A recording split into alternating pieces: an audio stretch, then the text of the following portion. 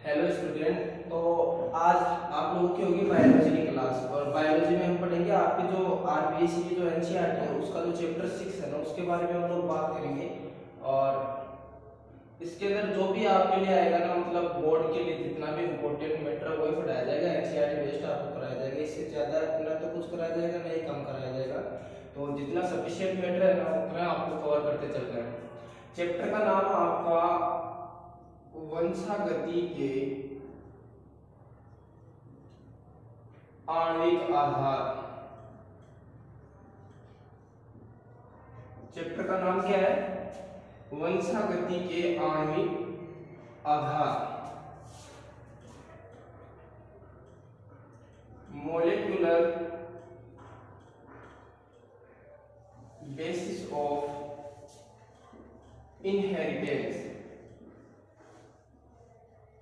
ठीक है, वंशागति के आणविक आधार। भाई सबसे पहले हमारे चैप्टर में नाम क्या दे रखा है? वंशागति दे रखा है। तो सबसे पहले हमें ये पता होना चाहिए कि वंशागति क्या होता है। वंशागति का मतलब होता है विरासत। वंशागति का मतलब क्या होता है? विरासत। विरासत क्या होती है भाई? धन संपदा। सही बात है। विरासत का मतलब क्या हो गया? धन संपदा। और धन संपदा या विरासत में किससे मिलती है भाई? अपने मम्मी और पापा से।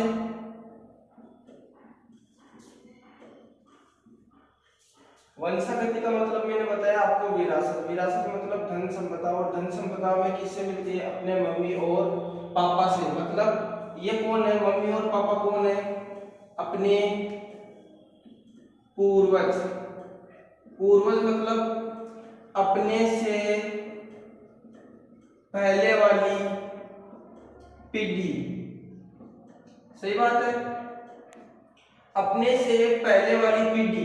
ठीक है ना। तो वंशागति के अंदर हम लोग पढ़ेंगे भाई विरासत, धन संपदा तो हमें मिल नहीं सकती। हम लोग पढ़ेंगे कौन से लक्षण, कौन सी संपदा मिलेगी हमें, लक्षण के रूप में क्या मिल रहा है। ठीक है ना, कि मम्मी से हमारे अंदर कौन से लक्षण में खा रहे हैं, पापा से कौन से खा रहे हैं, वो होती है वंशागति। वंशागति का मतलब एक पीढ़ी से दूसरी पीढ़ी के बीच में, ठीक है ना, जो लक्षण कॉमन होते हैं उसे बोलते हैं हम लोग वंशागति या वंशानुगत लक्षण।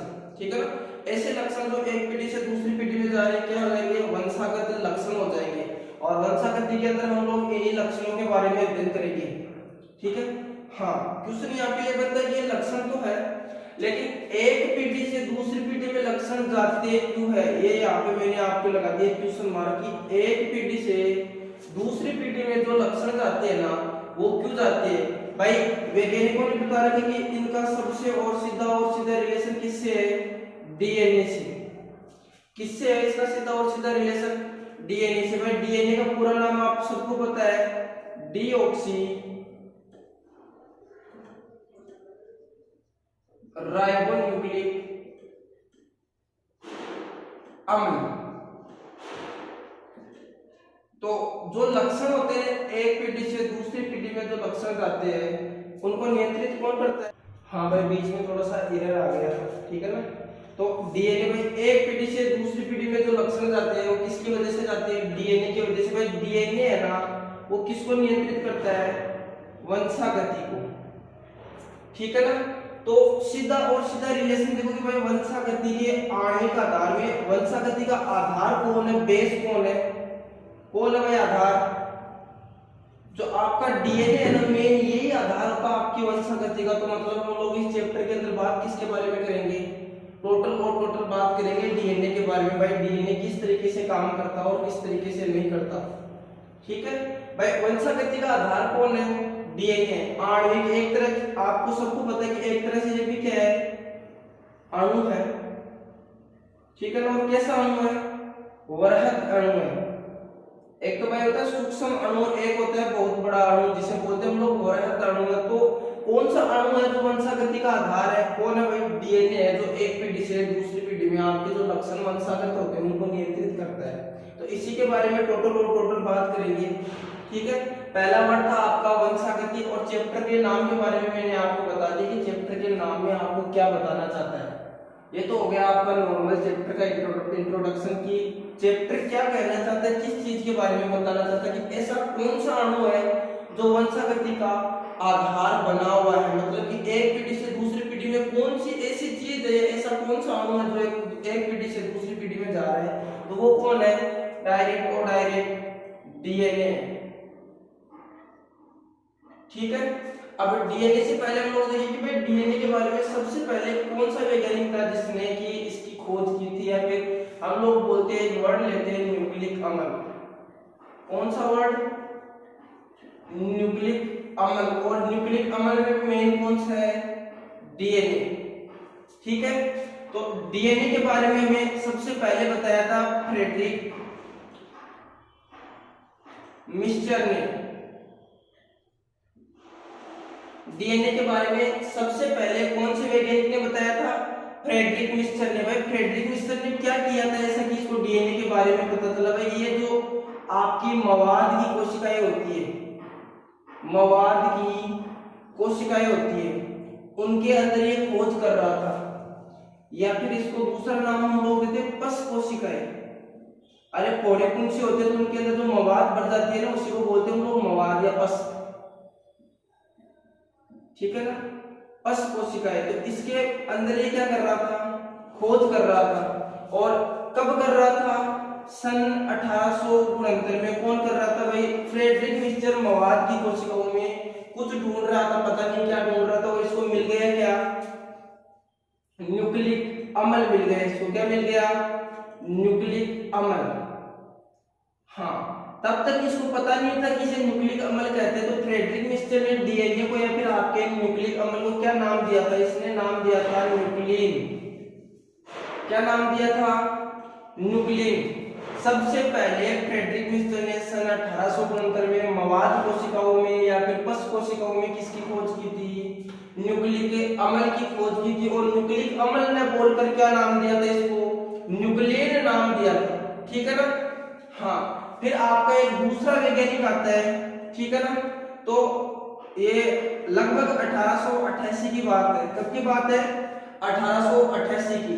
1869 के बाद में कितने साल हो गए वो काउंट कर लेना आप। ठीक है ना। इतने साल बाद में एक वैज्ञानिक आता है आपका अल्टमान। क्या नाम है वैज्ञानिक का? अल्टमान। इसने क्या कहा था? इसको न्यूक्लिक अम्ल कहा था। किसको? न्यूक्लिक अम्ल को न्यूक्लिक अम्ल नाम किसने दिया था? अल्टमान ने दिया था। कब दिया था? 1888 के अंदर। ठीक है ना। और न्यूक्लिन नाम किसने दिया था? फ्रेडरिक मिस्चर ने। और कब दिया था? 1869 में। और किसने खोज की थी? मवाद कोशिकाओं में खोज की थी। ठीक है ना। तो न्यूक्लिक अम्ल इसने क्यों दिया? क्योंकि जो आपका डीएनए होता है ना, उसकी प्रवृत्ति कैसी होती है भाई? अम्लीय होती है। किस प्रवृत्ति का अणु है या फिर किस प्रवृत्ति का मॉलिक्यूल है डीएनए? अम्लीय प्रवृत्ति का है। तो न्यूक्लिन नाम इसने दे रखा था, तो बस इसने क्या बोल दिया? उसको न्यूक्लिक अम्ल बोल दिया। ठीक है ना। हाँ, तो यहाँ तो कोई डाउट है? ठीक है। तो इसके बाद में हम लोग चलते हैं चैप्टर के अंदर कि न्यूक्लिक अम्ल के बारे में आगे पढ़ते हैं कि आगे इसके अंदर क्या होता है और क्या नहीं होता। तो अब हम लोग चलते हैं आगे चैप्टर के अंदर क्या होता है। वो न्यूक्लिक अम्ल के बारे में हमें पढ़ना है कि न्यूक्लिक अम्ल कितने प्रकार का होता है, क्या होता है, कैसे बनता है, कैसे नहीं बनता। तो वहीं से शुरू करते हैं कि सबसे छोटी इकाई क्या होती है न्यूक्लिक अम्ल की। देखो न्यूक्लिक अम्ल की, या फिर मैं इसे बोल दूं कि न्यूक्लिक अम्ल, जो आपका न्यूक्लिक अम्ल है, चाहे डीएनए मान लो चाहे आरएनए मान लो, दोनों क्या है? न्यूक्लिक अम्ल है, केंद्रक में पाए जाते हैं और इनकी प्रवृत्ति कैसी होती है? अम्लीय होती है। इसलिए हम क्या बोलते हैं? न्यूक्लिक अम्ल बोलते हैं। और बोला था किसने सबसे पहले? अल्टमान ने बोला था कि ये क्या है? न्यूक्लिक अम्ल है। उससे पहले फ्रेडरिक मिस्चर ने क्या बोला था? इसको न्यूक्लिन नाम दिया था, क्योंकि ये केंद्रक में पाया जाता है, इसलिए इसको क्या नाम दिया था? न्यूक्लिन नाम दिया था। ठीक है ना। जो न्यूक्लिक अम्ल होता है ना, ये एक नाम आप लोगों ने सुना होगा, न्यूक्लियोटाइड।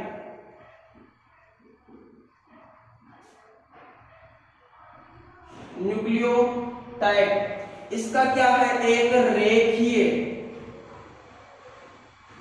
बहुलक है।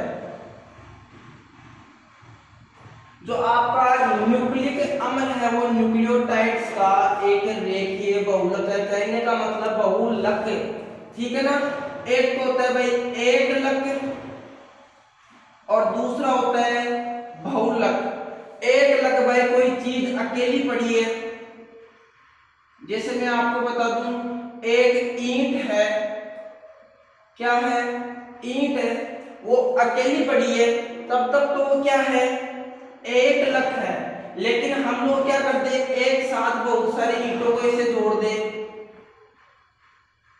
क्या करते हैं, एक साथ बहुत सारी ऐसी ईंटों को जोड़ दे और रेखीय मतलब एक ही रेखा में जोड़ रहे, मतलब ये क्या हो गया, इसका रेखीय बहुलक हो गया। अगर हम इसको घुमा फिरा कर जोड़ दे तो वो हो जाता फिर शाखीय बहुलक। लेकिन ये कैसा है, एक ही रेखा में जोड़ रहे, मतलब एक सीधी लाइन बनेगी। रेखीय बहुलक का मतलब ऐसे बहुलक जो एक दूसरे से जुड़कर एक सीधी रेखा बनाते हैं, वो क्या होते हैं, रेखीय बहुलक होते हैं, ठीक है ना। हाँ, तो जो आपके न्यूक्लिक अम्ल है वो न्यूक्लियोटाइड्स के रेखीय बहुलक होते हैं। और इस न्यूक्लियोटाइड को हम लोग बोलते हैं डीएनए, या फिर मैं बोल दूं आनुवांशिक पदार्थ। इसको आनुवांशिक पदार्थ क्यों कहते हैं, ये आगे इसी चैप्टर में पढ़ेंगे कि भाई डीएनए को आनुवांशिक पदार्थ क्यों कहते हैं, ठीक है ना। जो आपका डीएनए है या न्यूक्लियोटाइड है वो आपके डीएनए की क्रियात्मक व संरचनात्मक इकाई है।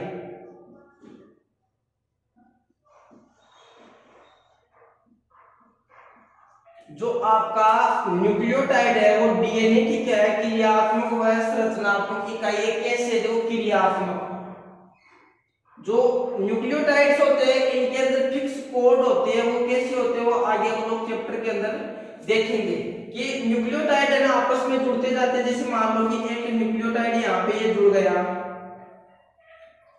एक न्यूक्लियोटाइड यहाँ पे ऐसे जुड़ गया, ठीक है ना।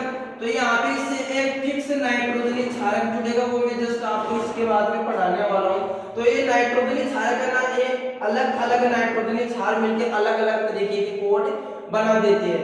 तो क्रियात्मक मतलब सभी की सभी क्रियाएं कौन नियंत्रित करेगा, डीएनए की न्यूक्लियोटाइड नियंत्रित करेगा। संरचनात्मक इकाई मतलब संरचना कौन बना रहा है, न्यूक्लियोटाइड बना रहा है। मतलब कि बहुलक मतलब एक के बाद में दूसरा आ रहा है, दूसरे के बाद में तीसरा आ रहा है, कौन आ रहा है, आपका न्यूक्लियोटाइड आ रहा है, जिसकी वजह से क्या बन रहा है, डीएनए की संरचना बन रही है। जैसे आप लोग मानो एक ईंट है और ईंटों को मिलाकर क्या बन जाती है, एक आपकी दीवार बन जाती है, ठीक है ना।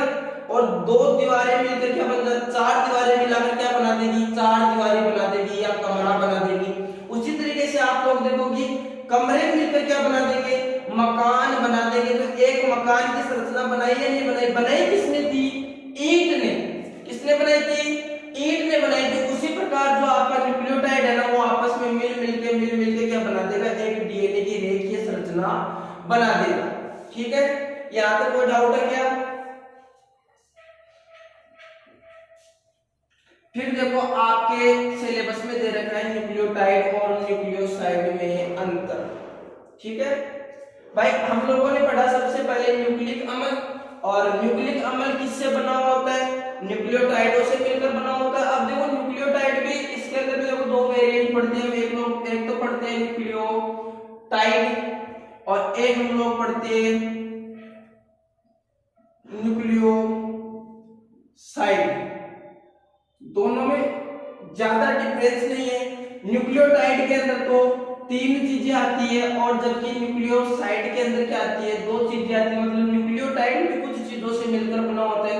जैसे आप लोगों ने देखा ईंट बनी हुई थी, तो ईंट को बनाने के लिए भाई मिट्टी भी लगी है, कंकड़ भी लगे, पानी भी लगे। उसी प्रकार से न्यूक्लियोटाइड को बनाने के लिए भी कुछ ना कुछ लगेगा। और लगेगा क्या, एक तो लगेगा आपका नाइट्रोजनी क्षारक, दूसरी लगेगी आपकी पेंटोज शुगर या पेंटोज शर्करा, ठीक है ना। और तीसरा लगेगा आपका फास्फेट समूह है, ठीक है। एक तो कौन है, नाइट्रोजनी क्षारक, न्यूक्लियोज शर्करा और तीसरा हो गया फॉस्फेट समूह।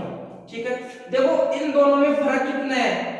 न्यूक्लियोसाइड में भी नाइट्रोजनी क्षारक होगा, मैं शॉर्ट में लिख देता हूं N base nitrogenic base, plus pentose शर्करा पीएस लिख देता हूं पेंटोज शुगर। ठीक है, प्लस इसके अंदर होता क्या नहीं, फास्फेट समूह है, नहीं होता।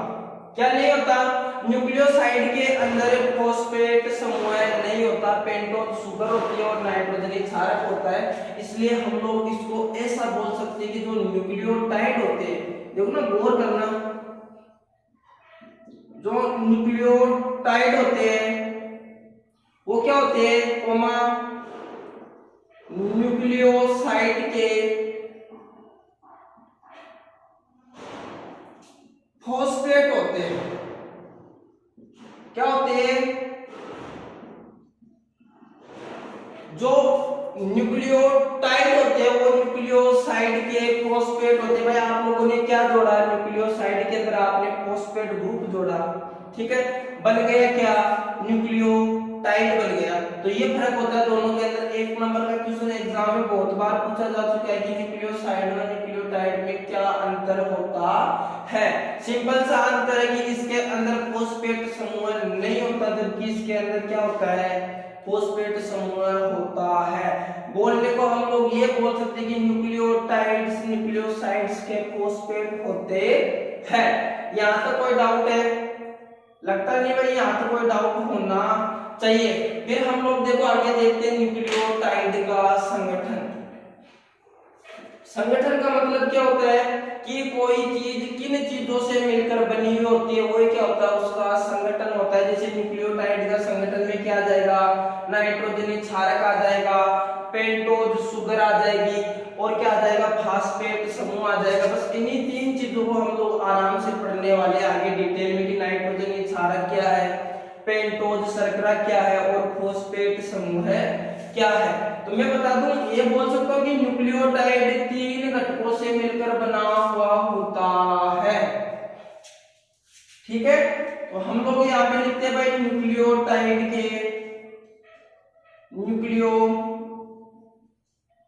का संगठन, न्यूक्लियोटाइड का संगठन। मैं आपको सीधी एक ही बात बताऊंगा, ऊपर मैंने बता दिया कि जो न्यूक्लियोटाइड होता है वो कितनी चीजों से मिलकर बना होता है, भाई तीन चीजों से मिलकर बना होता है। तो मैं लिख दूं यहाँ पे कि न्यूक्लियोटाइड के तीन घटक होते हैं। कितने घटक होते हैं, तीन घटक होते हैं। पहला घटक देखते हैं हम लोग, वहां पे मैंने लिख रखा है भाई, एक नंबर पे क्या लिख रखा है, नाइट्रोजनी क्षारक या नाइट्रोजिनस बेस। ठीक है, नाइट्रोजनी क्षारक, शॉर्ट में इसको मैं लिख देता हूं NB, नाइट्रोजन बेस, NB नाइट्रोजनी क्षारक। अब देखो ये नाइट्रोजनी क्षारक है ना, ये फिर से दो प्रकार के होते हैं। कितने प्रकार के होते हैं, दो प्रकार के होते हैं। एक नंबर पे तो मैं लिख देता हूं आपका प्यूरिन और दो नंबर पे मैं आपका लिख देता हूं पाइरिडीन्स।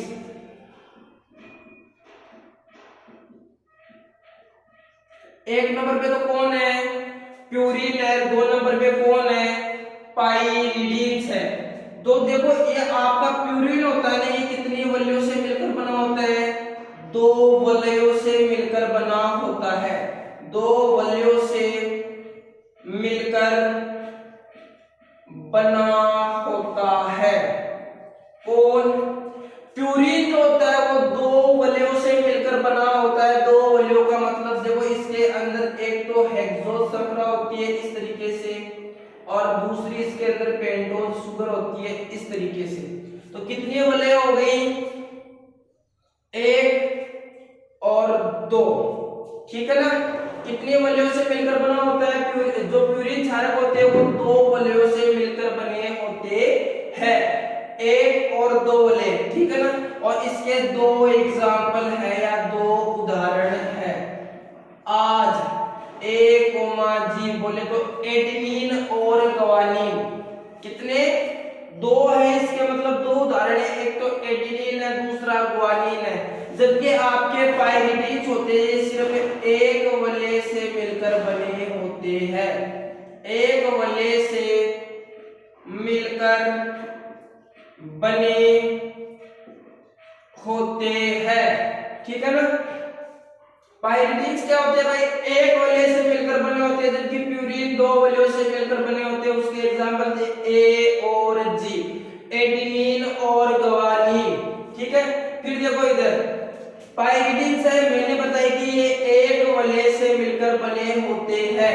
कहने का मतलब इसके अंदर इस तरीके से सिर्फ एक वलय पाई जाएगी, बेंजीन की तरह से प्योर बेंजीन नहीं होती, पर स्ट्रक्चर कैसी होती है इसकी, बेंजीन की जैसी होती है। स्ट्रक्चर हमारे सिलेबस में नहीं है तो हम लोग भी नहीं पढ़ेंगे, ठीक है ना। और इसके 3 एग्जाम्पल होते हैं। अगर हम इसके उदाहरण देखें, उदाहरण याद करने का तरीका है कट, CUT,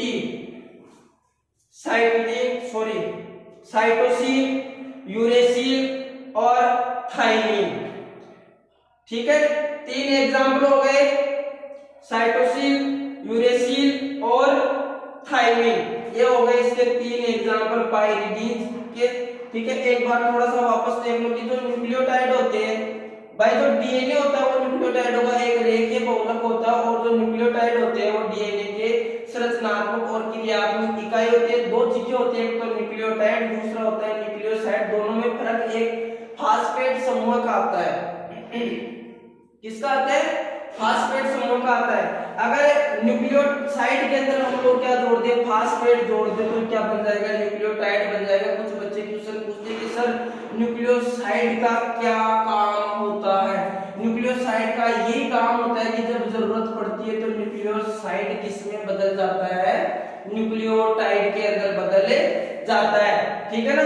इसलिए हम लोग बोलते हैं जो न्यूक्लियोटाइड होते हैं वो न्यूक्लियोसाइड के फॉस्फेट होते हैं। फिर हम लोग देख रहे हैं न्यूक्लियोटाइड का संगठन, कि न्यूक्लियोटाइड किन किन चीजों से मिलकर बना होता है। न्यूक्लियोटाइड के 3 घटक होते हैं, मतलब 3 चीजों से मिलकर बना हुआ होता है। पहली चीज हो गई नाइट्रोजनी क्षारक, और हमारे शरीर के अंदर, मनुष्य शरीर के अंदर, किसी जीव के शरीर के अंदर भी चले जाओ, अगर वहां पे डीएनए है तो 2 प्रकार के नाइट्रोजनी क्षारक पाए जाएंगे। एक तो होगा आपका प्यूरिन, दूसरा होगा पाइरिडिन। प्यूरिन होता है उसके अंदर कितनी वलय होती है, 2 वलयों से मिलकर बना होता है, और उसके एग्जांपल होते हैं एडेनिन और ग्वानिन। जबकि जो पाइरिडिन्स होता है वो सिर्फ एक वलय से मिलकर बना होता है, उसके एग्जांपल होते हैं साइटोसिन, यूरेसिल और थाइमिन। CUT, आज कट, ठीक है ना। यहाँ तो कोई डाउट नहीं होना चाहिए। फिर हम लोग आगे देखते हैं भाई, नाइट्रोजन क्षारक हो गया, तो फिर हम लोग देख लेते हैं पेंटोज शुगर। ऊपर वाले को मिटा देता हूं ना। फिर हम लोग क्या देखेंगे, पेंटोज शुगर। 1 नंबर यहाँ पे हो गया, तो 2 नंबर में यहाँ पे लिख देता हूं पेंटोज शुगर। शुगर भी बोल सकते हो, शर्करा भी बोल सकते हो, कोई फर्क नहीं पड़ता है। फिर से देखो, ये जो पेंटोज शुगर होती है ये 2 प्रकार की होती है। कितने प्रकार की होती है, 2 प्रकार की होती है। 2 टाइप्स, कितने प्रकार, 2 प्रकार। पेंटोज शर्करा के 2 प्रकार होते हैं। एक तो होती है आपकी राइबोज शुगर, 1 नंबर पे मैं लिख देता हूं राइबोज शुगर या राइबोज शर्करा, ठीक है ना। देखो राइबोज शुगर का स्ट्रक्चर कुछ इस तरीके से होता है। किस तरीके से होता है, इस तरीके से होता है। यहाँ पे हाइड्रोजन, यहाँ पे हाइड्रोजन, यहाँ पे हाइड्रोक्सिल समूह है, यहाँ पर भी हाइड्रोक्सिल समूह है। यहाँ पर देखो फिर से, यहाँ पे यहाँ पे हाइड्रोजन, यहाँ पे OH, यहाँ पे कैसे भी लिख सकते हो, ऊपर नीचे भी लिख सकते हो, कोई फर्क नहीं पड़ेगा इससे, ठीक है ना। और यहाँ पे क्या होता है CH2OH, और यहाँ पे क्या आ जाएगी, फिर से हाइड्रोजन आ जाएगी। कौन आ जाएगी, हाइड्रोजन। ये तो हो गया आपकी राइबोज शर्करा की स्ट्रक्चर। कौन सी शर्करा की स्ट्रक्चर, इसमें और कुछ नहीं पूछता, डायरेक्ट क्वेश्चन ये पूछता कि राइबोज शर्करा का चित्र बनाइए या फिर स्ट्रक्चर बनाइए, संरचना बनाइए। तो इसके अलावा हम लोग कुछ और ज्यादा पढ़ेंगे भी नहीं। फिर हो जाती है आपकी डीऑक्सी राइबोज शुगर। दोनों में देखो एक अंतर है, वो बता दूंगा मैं ना। नॉर्मल सा अंतर है, सेम है, ठीक है ना। यहाँ पे ओ इधर इधर इधर इधर वो की वो स्ट्रक्चर सेम टू सेम। यहाँ पे हाइड्रोजन, यहाँ पे OH, लेकिन यहाँ पे क्या आएगा, H आएगा। दोनों में फर्क सिर्फ इस एक हाइड्रोक्सिल समूह का होता है, ठीक है ना। बाकी दोनों की स्ट्रक्चर सेम होती है, उसके अंदर कोई दिक्कत नहीं आती, मतलब कोई भी अंतर नहीं होता। सिर्फ ये एक अंतर होता है किसका, H का और OH का। राइबोज शुगर में हाइड्रोक्सिल समूह जुड़ा होता है, जबकि यहाँ पे हाइड्रोजन जुड़ा होता है। देखो इसका नामकरण करते हैं हम लोग इस साइड से 1 2 3 4 और ऊपर वाला ये 5 नंबर कार्बन, ठीक है ना। वैसे ही इसके अंदर भी हम लोग बोल देते 1 2 3 4 और ये ऊपर वाला 5 नंबर है कार्बन। एक वाले को हम बोल देंगे 1 डेज सिरा, 2 वाले को हम बोल देंगे 2 डेज सिरा, 3 वाले को बोल देंगे हम लोग 3 डेज सिरा, और इधर जो इधर ये इसको बोल देंगे हम लोग 4 डेज सिरा, और इधर हम लोग बोल देंगे इसको 5 डेज सिरा। यहाँ तक कोई डाउट नहीं होना चाहिए, ठीक है ना। फिर हमारा बच गया सिर्फ और सिर्फ एक फॉस्फेट समूह, उस साइड में कर लेते हैं इसको ना, ठीक है। कौन सा बच गया, फॉस्फेट समूह है। फॉस्फेट समूह क्या होता है ये देखो, ये होता है आपका H3PO4 फॉस्फोरिक अम्ल। क्या होता है भाई, फॉस्फेट समूह का निर्माण कौन करेगा, फॉस्फोरिक अम्ल करेगा। फॉस्फेट समूह का निर्माण कौन करेगा, फॉस्फोरिक अम्ल करता है। देखो कैसे करता है वो, देखो इसकी स्ट्रक्चर बनाते हैं, बीच में हम दिखा देते हैं फॉस्फोरस को। हाइड्रोजन कितनी है, OH OH OH और इधर डबल बॉन्ड, सॉरी चलो उस तरीके से बना देते हैं ना, डबल बॉन्ड O और इधर देखो इस तरीके से बना देंगे, स्ट्रक्चर अच्छी लगेगी। वो भी गलत नहीं है, ये भी गलत नहीं है। 1 2 3 हाइड्रोजन कितने हो गए, 3 हो गए, जबकि ऑक्सीजन कितने हो गए, 4, तो H3PO4 हो गया। अब ये क्या करेगा, ये फॉस्फेट क्या दे देगा, हाइड्रोजन निकाल देगा और ऑक्सीजन पर माइनस चार्ज आ जाएगा, जो क्या करेगा, एक न्यूक्लियोटाइड को दूसरे न्यूक्लियोटाइड से जोड़ने में क्या करेगा, सहायता करेगा, ठीक है ना। और फॉस्फोडाइएस्टर बंध बनाएगा। कैसे बनाएगा वो आगे पढ़ेंगे हम लोग, है ना। कौन सा बंध बनाएगा, फॉस्फोडाइएस्टर बंध। कौन बनाएगा, ये बनाएगा आपका फॉस्फोरिक अम्ल या फॉस्फेट समूह। कैसे बनाएगा वो हम लोग आगे पढ़ेंगे, एक बार के लिए इतना ध्यान रखो। हाँ एक चीज और, मैंने ये बताया था आपको, यहाँ पे ये तो हो गई आपकी पेंटोज शुगर, ठीक है ना। OH ले लेते इधर में ना, CH2OH इधर में जोड़ देता हूं NB नाइट्रोजन क्षार और नीचे H। तो एक नाइट्रोजन क्षार और दूसरी आपकी पेंटोज शुगर, ठीक है ना। पेंटोज शर्करा के बीच में जो बंध बनता है, देखो यहाँ पे एक बंध बन रहा है ये वाला, इस वाले बंध को हम लोग बोलते हैं ग्लाइकोसिडिक बंध, ग्लाइकोसिडिक बंध। कौन सा बंध बोलेंगे, ग्लाइकोसिडिक बंध। मतलब पूछ लिया जाता है एग्जाम में, बहुत बार पूछा गया है क्वेश्चन नंबर, ठीक है ना। 1 नंबर का क्वेश्चन पूछता है क्या पूछता है कि ग्लाइकोसिडिक बंध किसे कहते हैं। ग्लाइकोसिडिक बंध देखो, नाइट्रोजनिक क्षारक और पेंटोज शर्करा के बीच में बनने वाले बंध को क्या कहते हैं हम लोग, ग्लाइकोसिडिक बंध कहते हैं। ये हो गया आपके चैप्टर का नॉर्मल इंट्रोडक्शन, ठीक है ना। इसके आगे का हम लोग देखेंगे कल। बाय बाय, ठीक है।